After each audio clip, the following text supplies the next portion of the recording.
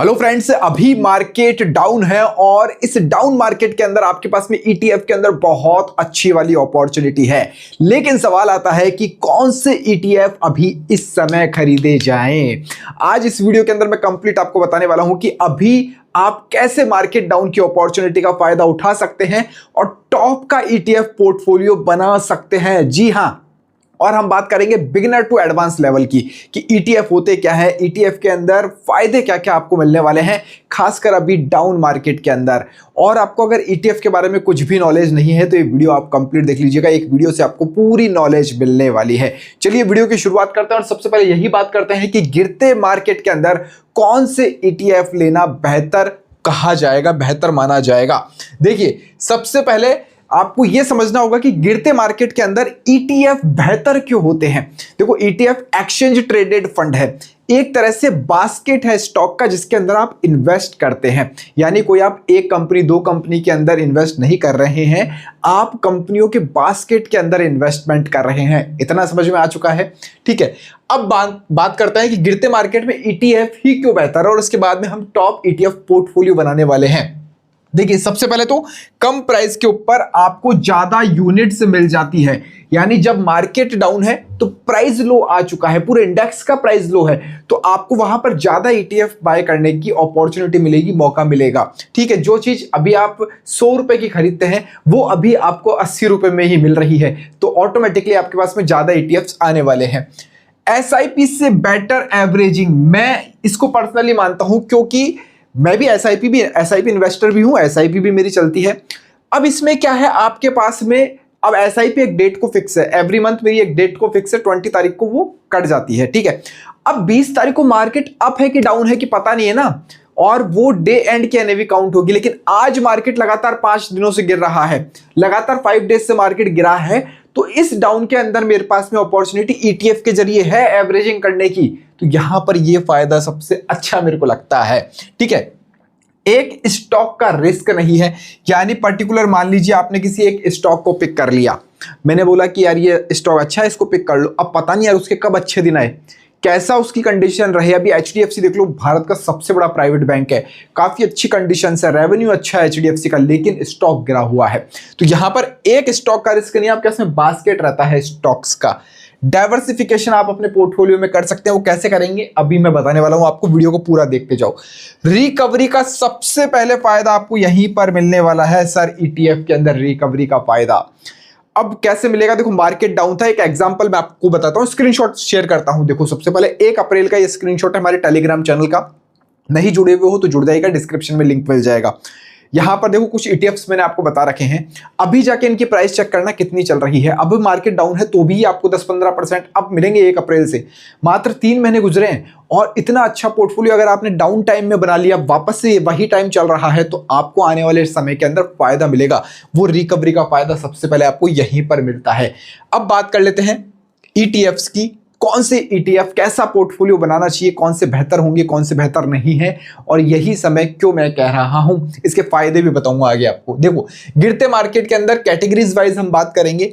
सबसे पहला जो आपका कोर पोर्टफोलियो में रहना चाहिए, वो कोर पोर्टफोलियो आपका होना चाहिए सर निफ्टी 50 ईटीएफ, यानी भारत की टॉप 50 कंपनीज। अब बहुत सारे तो रम खा के बोलेंगे कि सर टॉप 50 कंपनियों में तो पैसा नहीं बनने वाला है, लेकिन गुरु यही आपके पोर्टफोलियो को संभालेगा। डाइवर्सिफिकेशन का एक मेन पार्ट है निफ्टी 50। अगर स्मॉल कैप 15-20% गिर जाता है और गिरा भी है तो ये यहां पर 5% ही गिरेगा। तो निफ्टी 50 का जो बेहतरीन ईटीएफ है निफ्टी 20 मेरे को लगता है, तो वो आप देख सकते हो, एक कैटेगरी है निफ्टी 50 ईटीएफ की। ठीक है, और ये सारे इनकी बेहतरीन ईटीएफ भी मैं टेलीग्राम पे डाल दूंगा, तो आपको वहां मिल जाएंगे, आप ज्वाइन करके देख लीजिएगा। निफ्टी नेक्स्ट 50 आपके पोर्टफोलियो में होना चाहिए, जो कि आपको हाई ग्रोथ की पॉसिबिलिटीज देता है और दिया भी है। मैंने अभी पहले भी आपको स्क्रीनशॉट शेयर किया है। इसका बेहतरीन ईटीएफ है जूनियर बीज, यानी जो टॉप 50 की कंपनीज है उसके बाद की 50 कंपनीज इस वाले ईटीएफ के अंदर आ जाती है, निफ्टी नेक्स्ट 50 वाली। ठीक है, क्लियर? 2 ईटीएफ हो चुके हैं आपके पोर्टफोलियो के अंदर। अब बात करते हैं मिड लेवल की, यानी इस निफ्टी नेक्स्ट 50 के बाद वाले जो कंपनीज है 150 मार्केट कैपिटलाइजेशन के अकॉर्डिंग, उस मिड कैप के अंदर आपका पैसा जाएगा इस कैटेगरी के अंदर।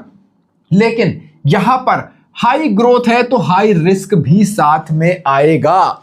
यहां पर हाई ग्रोथ की पॉसिबिलिटीज है लेकिन हायर रिस्क भी रहेगा। लेकिन ईटीएफ के लिए कहा जाता है कि लॉन्ग टर्म वेल्थ क्रिएशन का काम करता है, इसीलिए आप इसको 5 साल 10 साल के लिए अपना पोर्टफोलियो बनाओ शानदार वाला, और 3 साल भी आपने कंटिन्यू चला लिया तो आपको रेड नहीं देखना पड़ेगा पोर्टफोलियो के अंदर। ये मेरा एक्सपीरियंस रहा हुआ है।